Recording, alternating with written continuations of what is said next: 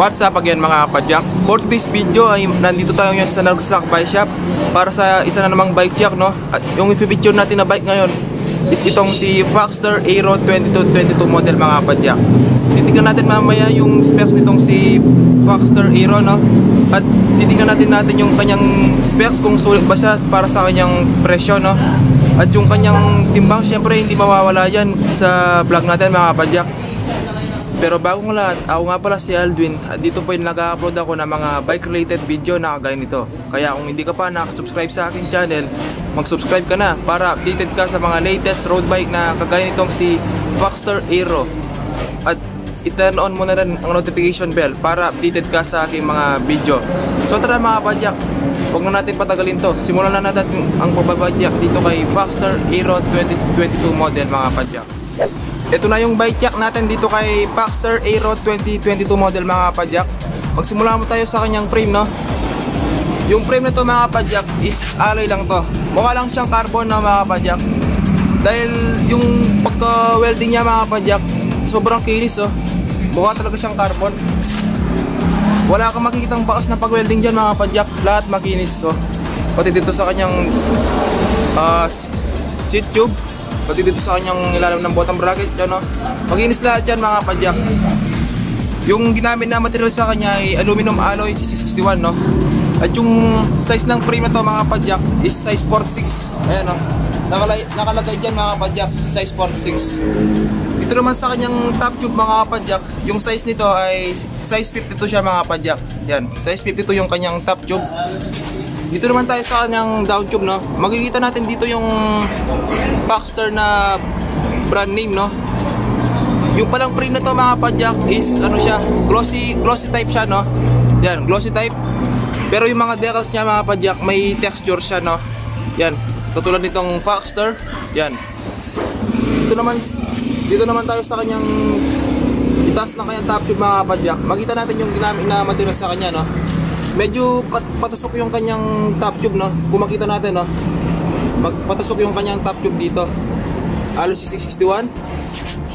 Tapos yung kanyang seat tube naman, ano, makita natin dito yung size ng kanyang frame. Ayan nga, size 46. At yung kanyang Foxster na brand name. Tapos dito sa kanyang down tube mga kapadyak, makita natin dito yung kanyang lagayan ng battle gauge. Dalawa yung mga kapadyak. Yan. Dito sa kanyang down tube, pati dito sa kanyang seat tube, no? Yung frame nito mga kapadyak is ano, no? Aero type siya, no? Aerodynamic yung frame niya. Literal naman na mga kapadyak. Dahil yung model name nito is Foxster Aero, no? Dito naman tayo sa kanyang top tube mga kapadyak. Makita natin dito yung kanyang adjustment ng kanyang seat post. At yung kanyang model name na Aero. Ayan, no? Dito sa kanyang gilid mga kapadyak. Yung kanyang top tube, papayat dito, tapos medyo tumataba siya hanggang dito mga kapadyak. Tapos dito sa kanyang taas ay may nakalagay na Design and Engineered by Foxster. Ayan mga kapadyak. Tapos yung warning sign na, ayan siya mga kapadyak, warning sign. Yung ICR naman nito mga kapadyak is dumaan dito sa kanyang down tube. Dalawa dito sa kabila. Sa left side naman is isa lang. Dito dumaan yung para sa kanyang RD mga kapadyak at yung kanyang brake caliper sa likod. Sa kabila naman yung para sa kanyang FD. Tapos yung kanyang seat post naman mga kapadyak is Foxster na rin yung brand. Is alloy na rin yan. Pang Aero seat post siya mga kapadyak. Makita naman natin niya mataba yung dito niya, no? At yung kanyang saddle ay Foxster Velo na rin yung kanyang brand, no? Pang Aero seat post ay pang Aero saddle siya talaga siya, no mga kapadyak. Medyo mapait siyang ganyan. At yung kanyang railings dito ay bakal, syempre. Common naman niya sa mga bike na mga kapadyak. Dito naman tayo agad sa kanyang drivetrain na mga kapadyak. Ito pala ay naka 2x, yan, siya mga kapadyak, naka 2x. At yung box naman dito mga kapadyak is bibilangan natin ay 1, 2, 3, 4, 5, 6, 7, 8, 9, 10. 2x10 speed siya mga kapadyak. Yan, 2x10 speed. At yung ginamit na RD sa kanya ay Shimano Chagra na pang 10 speed siya mga kapadyak. Pang 10 speed niya na kapadyak yung latest model ng Shimano Chagra yan. At yung cogs naman niya ay cassette type na rin, na yung pinakamaliit nito mga kapadyak ay 11 teeth. At yung pinakamalaki naman niya is 25 feet siya mga kapadyak, yung pinakamalaki. Dito naman tayo sa kanyang crankset, no? Yung crankset na ginamit sa kanya ay Pro Wheel ounce mga kapadyak. 2x crankset, hollow tack na rin yan. Pro Wheel ounce. Siyempre, yan mga kapadyak, Pro Wheel ounce. 170mm yung haba ng kanyang crank arm. At alloy na rin yan mga kapadyak, siyempre. Yung kanyang chainring naman is alloy na rin. Hindi dumikit-dikit niya yung ating magnet. Yung pinakamalaki naman ito is 50 feet yung pinakamalaki mga kapadyak. At yung second chainring naman ay 34 feet. Yan, Pro Wheel. 110mm BCD siya mga kapadyak. Tapos hollow tack na rin yan, no?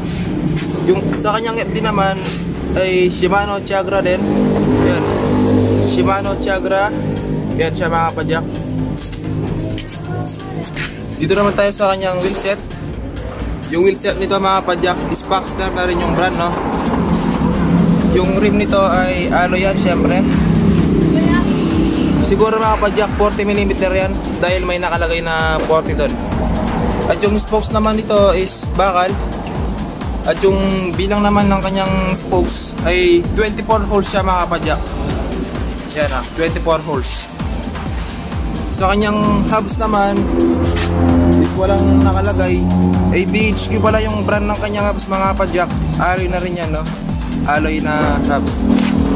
Sa kanyang gulong ay yung ginamit sa kanya mga kapadyak ay naka-skin wall na. Yan, naka-skin wall na siya, no? Yung brand na ginamit ng gulong sa kanya ay Kenda brand siya mga kapadyak. Ayan, no? Kenda brand.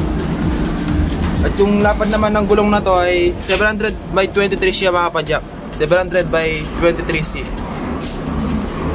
Pwede pa siguro to pang 25C mga kapadyak kung gusto nyo, no?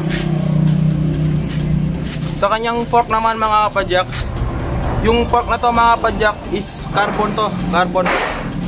Hindi ko lang alam yung material na ginamit sa kanya mga kapadyak kung anong klaseng carbon.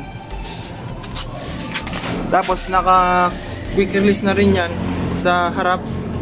Yan siya, 24 holes din sa kanyang harap na mga kapadyak. At naka skin wall rin.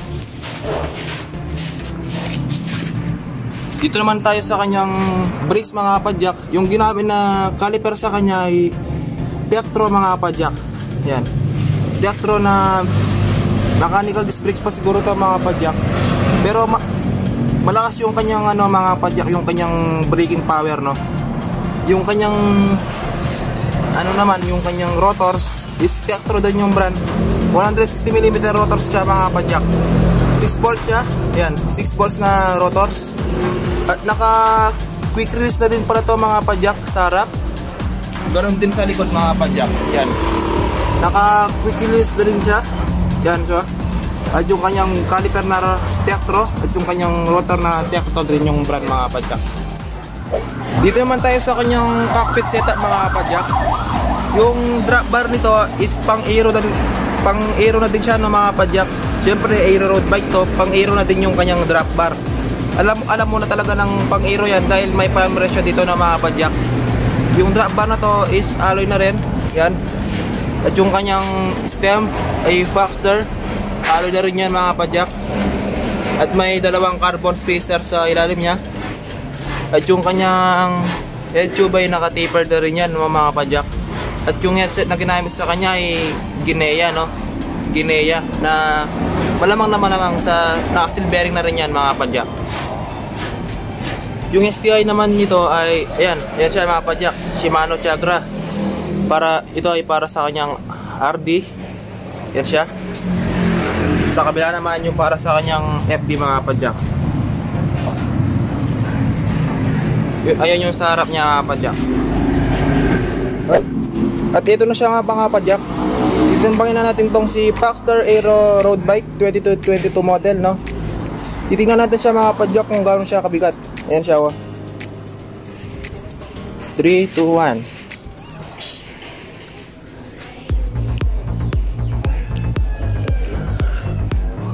Makalutang yan mga kapadyak. At yung nakuha natin mga kapadyak, almost 10 kilo siya, no? Ayan, no? Naglalaro siya sa 10.20 kg mga kapadyak. At yan yung bike jack natin dito kay Foxstar Aero 2022 model mga kapadyak. At yung price pala nito dito sa Naragsak Bike Shop ay 31,000 mga kapadyak. Yes mga kapadyak, 31,000 lang yun. Pwede nyo yun ni home credit mga kapadyak kung gusto nyo, no? Sa presyong 31,000 mga kapadyak, sobrang solid ano, no? Dahil yung benta nitong si Foxstar Aero ay nasa 33,000 mga kapadyak. Minsan pa nga ay umabot pa lang 35,000 mga kapadyak. Kaya sa 31,000 na presyo dito sa Naragsak Bike Shop ay sobrang sulit na nun mga kapadyak. Kaya kung interested kayo sa kay Foxstar Aero ay ilalagay ko yung link na nasa description box below, yung kanilang Facebook page. At yung kanilang contact number ay ilalagay ko rin sa screen ng mga kapadyak. Kung interested kayo dito mga kapadyak ay message nyo lang sila. Kaya kung nagustuhan mo yung video na ito mga kapadyak, huwag mong kalimutan mag-like, mag-comment at mag-subscribe. At i-share mo na rin sa kaibigan mong nagbabalak bumili ng ganitong bike, no? Kaya hanggang dito na lang yung video natin mga kapadyak. Ride safe sa inyo.